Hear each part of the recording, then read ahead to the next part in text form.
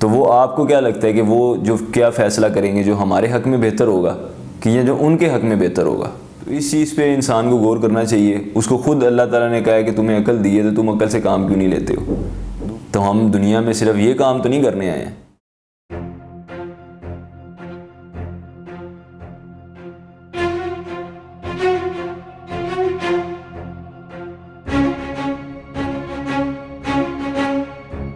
بسم اللہ الرحمن الرحیم. السلام علیکم.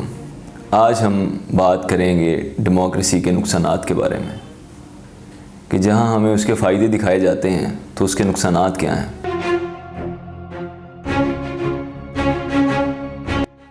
پہلا نقصان ڈیموکریسی کا یہ ہے کہ اس میں صرف اور صرف ایلیٹ ہی جو ہے وہی آپ پہ حاکم رہتی ہے اور وہی آپ کا فیصلہ کرتی ہے.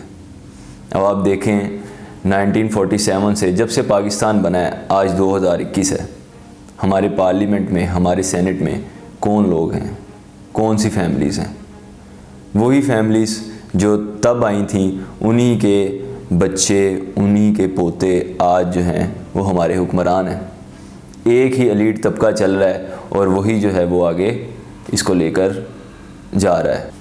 اب دیکھیں کہ 3 ایسے گروپس ہیں جو آپ کے ملک کو چلاتے ہیں، جن میں پہلے نمبر پہ آپ کے پاس آپ کے فیوڈل لارڈز ہوتے ہیں، آپ کی آرمی ہے، اور تیسرے نمبر پہ آپ کے بیوروکریٹس ہیں. تو یہ لوگ اور دوسری سائڈ پہ آپ کے پولیٹیشنز، یہ سب مل کر آپ لوگوں کو انہوں نے گریب کیا ہے اور یہ وہی چیز کرتے ہیں جو ان کے ویسٹرن انٹرسٹ میں ہوتی ہے، آپ کے ویسٹرن انٹرسٹ میں نہیں ہوتی. اگر ایک آدھا پولیٹیشین آپ کے پاس اچھا بھی آ جاتا ہے تو آپ کو کیا لگتا ہے کہ یہ نیچے تک یہ چیزیں امپلیمنٹ ہو جائیں گی؟ کبھی بھی نہیں ہو سکتی، کیونکہ امپلیمنٹ کس نے کرانا ہوتا ہے؟ آپ کی ایگزیکٹو باڈیز نے، جس میں آپ کے بیوروکریٹس آتے ہیں. ان کا تو لائف سٹائل ہی علیحدہ ہے.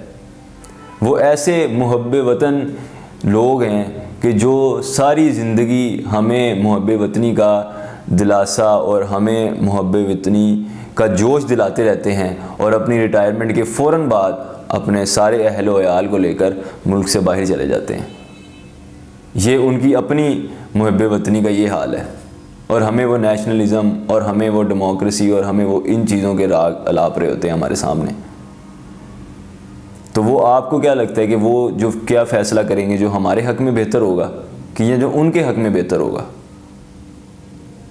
تو یہ ڈیموکریسی کا چکر اسی طرح چلتا جائے گا. پہلے ایک بادشاہ کے ہاتھ میں ساری پاور ہوتی تھی، اس کو لوگ ڈائریکٹ اس کو باتیں کرتے ہوتے تھے. اب وہی جو چیزیں ہیں، وہی جو شر ہے، وہ بانٹ کے چھوٹے چھوٹے لوگوں کے ہاتھ میں، جو ایلیٹ ہے ان کے ہاتھ میں آ گیا. رومنز کو کیا مسئلہ تھا اپنے ڈکٹیٹرز سے یا کنگ سے؟ صرف ان کے سینیٹرز کو، آپ ان کی ڈاکومنٹریز دیکھیں، آپ ان کے بارے میں اسٹڈی کریں، آپ کو پتہ لگے گا یہ جولیس سیزر کو کیوں مارا تھا انہوں نے. صرف اسی وجہ سے مارا تھا کہ سینیٹرز کو یہ تھا کہ ہمارے ویسٹرن انٹرسٹ کہاں پہ ہیں، یہ تو خود اپنے فیصلے کری جا رہا ہے. یہ جو ہم ایلیٹ کلاس جو ہم لوگ بیٹھے ہوئے ہیں، ہم اپنے لیے کیوں نہیں فیصلے کر سکتے؟ ہمیں جو بہتر لگے گا ہم وہ کریں گے. نیچے عوام کی پرواہ کسی کو نہیں ہے. ان کو پتہ ہے کہ یہ ایک ہرڈ ہے. ہرڈ فلاسفی آپ کو اس کے بارے میں پتہ ہی ہوگا، یا اس کو آپ اسٹڈی کریں، آپ کو بیسیکلی آپ کو جو پولیٹیشنز کی تھوٹ آپ کو سمجھ آئے گی کہ وہ ہم لوگوں کو انسانوں کے روپ میں نہیں دیکھتے ہیں، وہ ایک ہرڈ کی حیثیت سے دیکھتے ہیں ہمیں. ہرڈ مطلب ریوڑ جو ہوتا ہے بکریوں کا یا شیپس کا، اس کو ہرڈ کہتے ہیں. تو وہ اس طرح عام انسان کو دیکھ رہے ہوتے ہیں. تو وہ کیا بھیڑوں کے لیے کوئی اچھے فیصلے کریں گے؟ تو اس چیز پہ انسان کو غور کرنا چاہیے. اس کو خود اللہ تعالیٰ نے کہا ہے کہ تمہیں عقل دی ہے تو تم عقل سے کام کیوں نہیں لیتے ہو، دوسروں کے پیچھے کیوں پڑتے ہو؟ لیکن آج کل ہمیں اتنا بزی کر دیا گیا ہے، ہمارا لائف سٹائل ہی ایسا بنا دیا گیا ہے کہ سوچنے کا کام ہم کریں ہی نہ. صبح اٹھو، آفس جاؤ، شام تک آفس رہو، آفس سے واپس آؤ، تمہیں پھر انہوں نے انٹرٹینمنٹ دے دیا کہ یار سارا دن تو تم نے کام کیا، سارا اپنا کھپایا ہے، تو چلو اب یہ انٹرٹین ہو جاؤ، ذرا موویز دیکھو، پارٹیز کرو، یہ وہ. ٹھیک ہے، ویکینڈ آ گیا، ویکینڈ تو ہوتا ہی پارٹیز کے لیے، تو پھر سوچنا کب ہے؟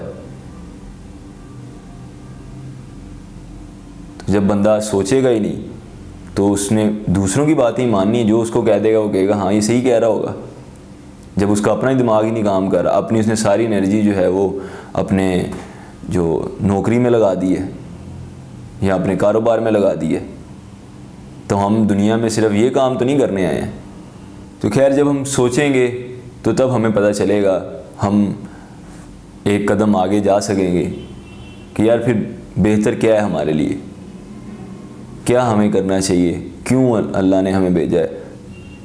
سب سے پہلے جب سوچنا شروع کریں گے تو سب سے پہلے تو ہمیں اپنی آئیڈینٹی کلیئر کرنی پڑے گی نا کہ ہم کون ہیں۔ ہم 1.5 ارب سے بھی زیادہ دنیا میں بیٹھے ہوئے ہیں اور ہماری 1 ٹکے کی اوقات نہیں ہے، کیوں ہے ایسا؟ کہتے تو ہم اپنے آپ کو مسلمان ہیں، اور یہ بھی ہم کہتے ہیں مسلمان کا بھائی ہے، اور شیعہ سنی کو کاٹ رہا ہے اور سنی شیعہ کو کاٹ رہا ہے۔ ایسا کیوں ہے؟ کیوں ہم ایک ساتھ ہی بیٹھ کے جو ہے وہ کھانا نہیں کھا سکتے؟